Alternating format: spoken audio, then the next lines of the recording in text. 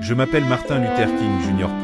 Et je suis né le 15 janvier 1929 à Atlanta, en Géorgie. Je suis le fils d'un pasteur baptiste et d'une institutrice, et j'ai grandi dans une société marquée par la ségrégation raciale. Dès mon enfance, j'ai ressenti l'injustice de la séparation entre blancs et noirs. Quand un de mes amis blancs m'a dit qu'il ne pouvait plus jouer avec moi parce que j'étais noir, cela m'a brisé le cœur, mais cela a aussi planté en moi les graines de la révolte. En grandissant, j'ai compris que Dieu m'appelait à lutter contre cette injustice. Après mes études en théologie, je suis devenu pasteur. C'était pour moi plus qu'une fonction religieuse, c'était une manière de servir les autres, de défendre les opprimés. En 1955, un événement a changé ma vie et le cours de l'histoire. Une femme courageuse nommée Rosa Parks a refusé de céder son siège à un homme blanc dans un bus. Ce geste a déclenché le boycott des bus de Montgomery, et on m'a demandé de le diriger.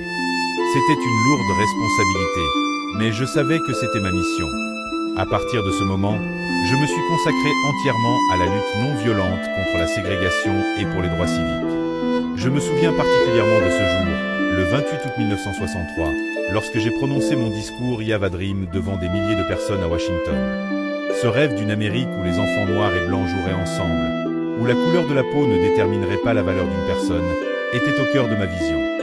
Je savais que ce combat me mettrait en danger. J'ai été arrêté plusieurs fois, ma maison a été bombardée, et ma famille a reçu d'innombrables menaces de mort. Mais ma foi en Dieu et en l'humanité m'a toujours soutenu. Le 4 avril 1968, je me suis rendu à Memphis pour soutenir les éboueurs noirs en grève. Je savais que mes jours étaient comptés. La veille, j'ai prononcé un discours où j'ai dit « J'ai vu la terre promise. Je n'y arriverai peut-être pas avec vous, mais nous, en tant que peuple, y arriverons. » Le lendemain, alors que je me tenais sur le balcon de ma chambre au Lorraine Motel, une balle m'a frappé. J'ai quitté ce monde ce jour-là, mais mon rêve continue de vivre à travers tous ceux qui refusent l'injustice.